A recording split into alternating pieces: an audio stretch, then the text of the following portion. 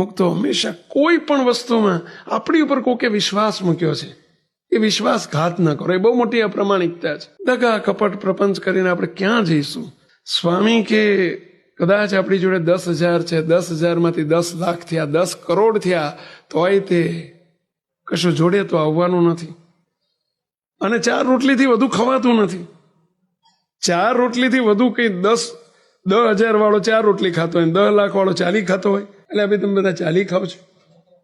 હા ભાઈ, ઉપરથી કોરી ખાય છે. 4 પહેલા ચોપડેલી ખાતા હોય, જ્યારે પૈસા ઓછા હોય ને ત્યારે ચોપડીને ખાતા હોય, ઘી ચોપડીને જમતા હોય. બોલો. અને જ્યારે ઝાઝા પૈસા થાય ને એટલે કોરી જમતા હોય, અને એથી ઝાઝા થાય ખાખરા જમતા હોય. સાચી વાત છે અભિલે? તો શું કરવા તારે? કોના માટે આ કરો છો? છોકરા માટે. છોકરા પ્રમાણિક, તમે એના પ્રમાણિકતાના પાઠ ભણાવશો, સંસ્કારો આપશો, એ ભગવાન એની રક્ષા કરશે. શું કરવા તમે એની ચિંતા કરો છો? છોકરા માટે. છોકરા માટે આપણે આ પ્રમાણિકતા કરવાની અને બધું નેવે મૂકી દેવાનું. અને મુક્તો પૈસો, ધર્મનો પૈસો નહીં બચે કોઈ દિવસ. ભેળસેળ, દગો, કપટ, પ્રપંચ, કોકને છેતરવા, ભાઈને છેતરવા, ભાગીદારને છેતરવા કોઈ દિવસ આ ના કરશો. મહેરબાની કરીને નહીં કરતા ભૂલમાંય. નહીં તો તમને તકલીફ આવશે.